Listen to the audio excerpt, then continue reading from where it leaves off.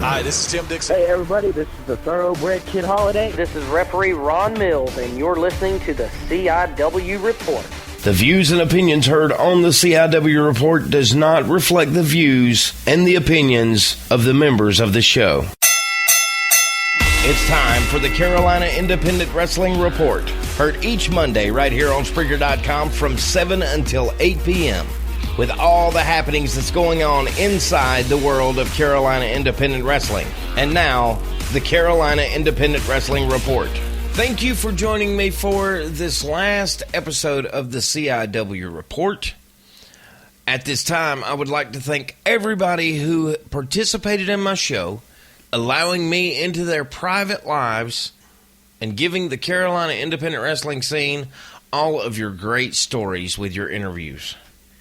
I look forward to working with other promotions throughout the United States and the world, and Inside the Indies starts up on March 2nd right here on Spreaker.com. I want to take this time to say thank you to all of the promoters who allowed me to come out and report on what I saw there.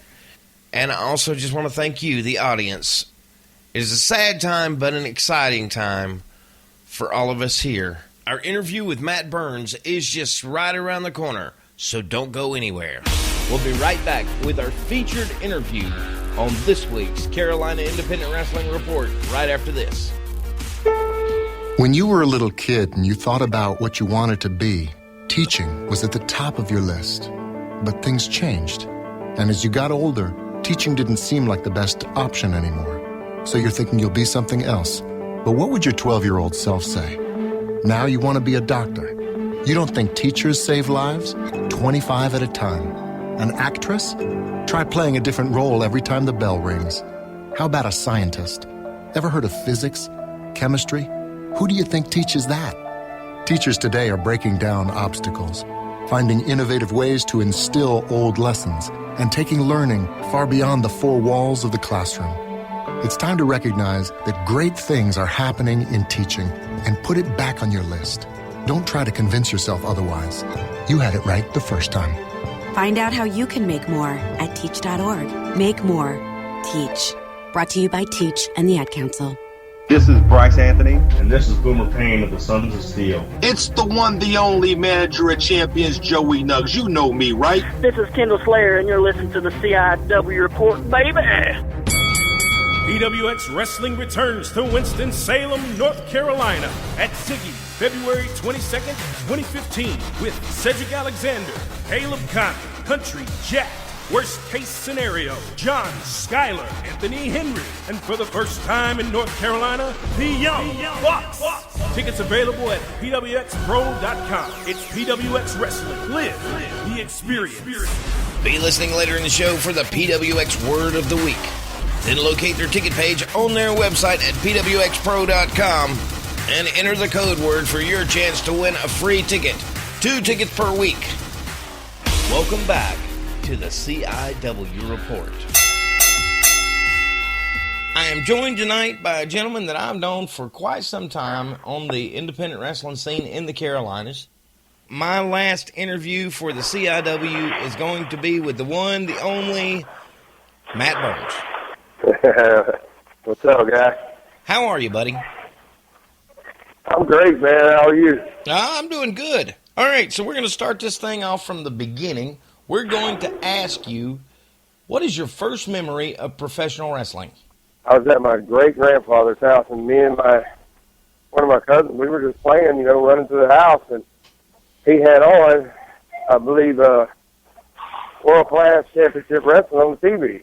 And I cut to the house, and I remember catching it out of the corner of my eye. And something drew me to it right away. And I just stopped whatever I was doing. I sat down, and I believe from that moment on, there's been nothing but wrestling stuck in my head. Okay, so who was in that match?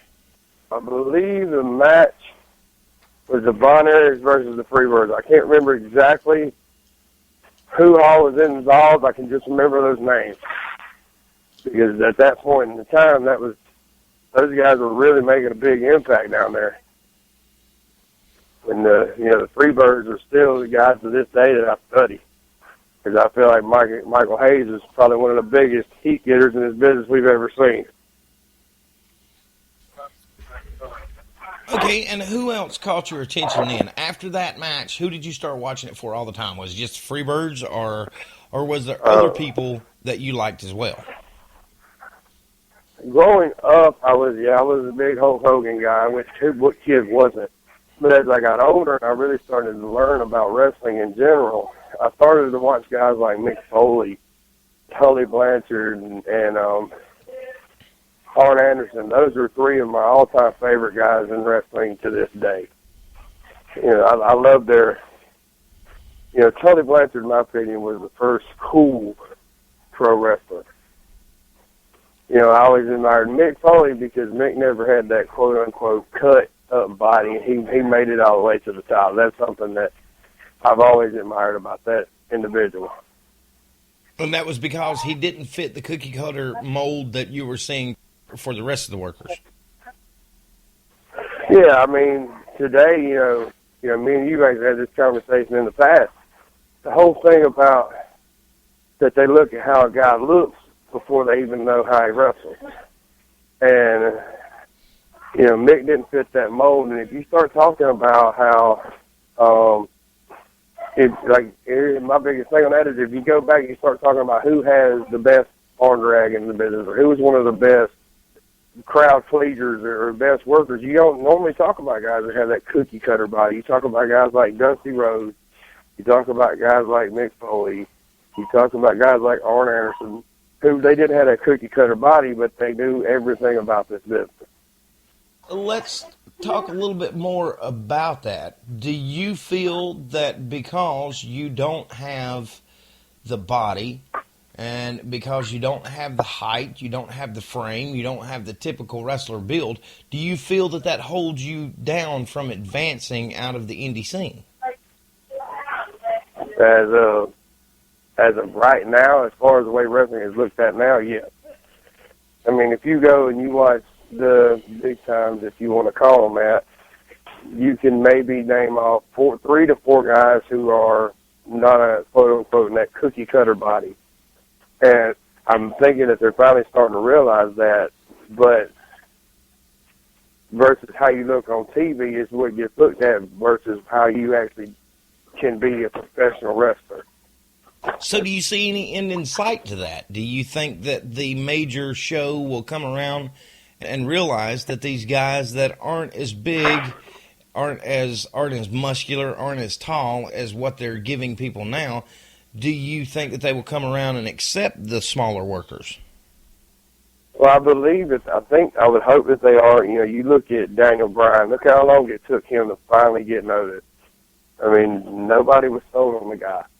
And now, I mean, the guy is getting over like great. I mean, I'm very proud of him because he is breaking that mold down. And luckily, you know, you look at guys like Kevin Owens, who by far is one of the best wrestlers I have seen in a long time, to be he's not small, but he's not built. You know, he's not that cookie cutter cut. And I love the fact that he's actually getting a little bit of shine now. And I look for him to be on the main roster soon.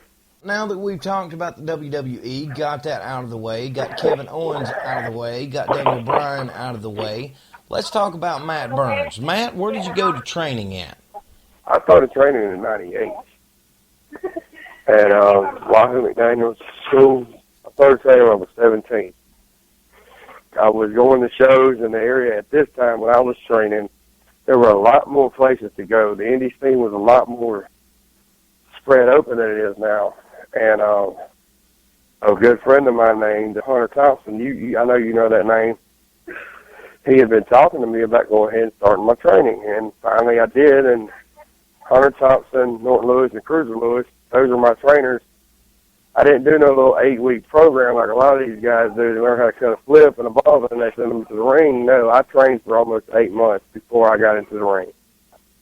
I'm very proud to say that I came from that class because we had to earn our spot to be on the show. It wasn't a thing about, oh, you're done with your training, let's put you in front of the car. No, you had to earn your keep. I feel like that training helped me to be the guy that I am now in this business because of the respect that I learned very early on. in that style training. I know that you have gone to Chiefs and you have been around the training down there at APW that was going on when their doors were open. How is that training different than the training that you went through? The training now versus the training that I went through, I would actually say that today's training is a lot nicer. I mean, I can recall quite a few training stations that I would leave, and I would take the bag that I brought my little knee pads and my elbow pads in and put it over my neck, and I would crawl to my car because I had nothing left because these dudes beat the snot out of me. They wanted me to understand that this is not an easy business. And now I go to these training stations, and you're good guys training these guys, but they're a lot nicer with them. You know, they stop them midway through and show them what they've done wrong and tell them how to correct it, versus when I was training, if you were doing something wrong, they'd let you do it. Then when you screwed up and fell on your face, they'd pick you up and tell you what you did wrong and make you do it again. They make you do it over and over and over again until you got it right. And I wish that was more of the training now. I feel like if you have to bust your butt to get it, you'll respect it more. With them being quote-unquote nicer, do you wish that it would go back to the way it was when you did it, or do you think that the training that is going on now is better? Honestly, I know wrestling evolves. I mean, everybody who's been around knows that eventually they become the old dog in the hunt. And I'm not saying that new wave wrestlers are not as good as us. They move faster and they do a lot more, but the training, I wish, would go back to my older style, because if they have to bust their butt to get it, they'll respect this business a lot more. I feel like a lot of these guys coming in, they got a great body, they can do all these fancy moves, but they get an ego before they've been in a business a year. And if you've got an ego that early on in your career, you're not going to make it very far because somebody's going to hurt you. So where did you work your first show at? My very first show, I wrestled at the APW when they were at the Shamrock Cafe on Highway 9 in Bowling Springs, South Carolina. My very first match, I tagged with a guy named Mike. I can't remember his last name to save my life. In Lee Storm, we were just a six-man thrown together, and we wrestled Norton Cruiser Lewis and Hunter Thompson. You know you're in trouble when the smallest guy on your opposing team is Hunter Thompson. And, I'll never forget that night. It was a great night. We got our butt kicked royally, but after the match was over, I was on cloud nine. I was in so much pain I couldn't do much else, but I was extremely excited because I had finally achieved a dream, and that was to wrestle in front of a crowd. We'll be right back with our featured interview on this week's Carolina Independent Wrestling Report right after this. That's personal. I don't know what to say. Oh my God. Okay, I can't do this. I can't think of anything clean. My rump roast. My caboose. The booty. Nalguitas. Sweet cheeks. Big sexy. Moneymaker. My booty. Bum. The donkadonk. I think you just call it my butt. No matter what you call it, Have it checked. Have it checked. Have it checked. Love your butt. For more information on Colon Cancer Awareness Month, visit loveyourbutt.org today. This is TJ Boss. This is Josh Steinmore. This is Brian Kanabrowski, owner and promoter of Premier Wrestling Experience, and you are listening to the CIW Report. This is Bryce Anthony, one half of the Sons of Steel. Make sure you check out Boomer Payne and myself in the Sons of Steel saga every Friday on Spreaker.com. Now to more of our interview from this week's featured guest on the CIW Report. Okay, and on a scale of 1 to 10, rate that match for me. My wrestling, I rated about a half a point. because I was so nervous and it was horrible.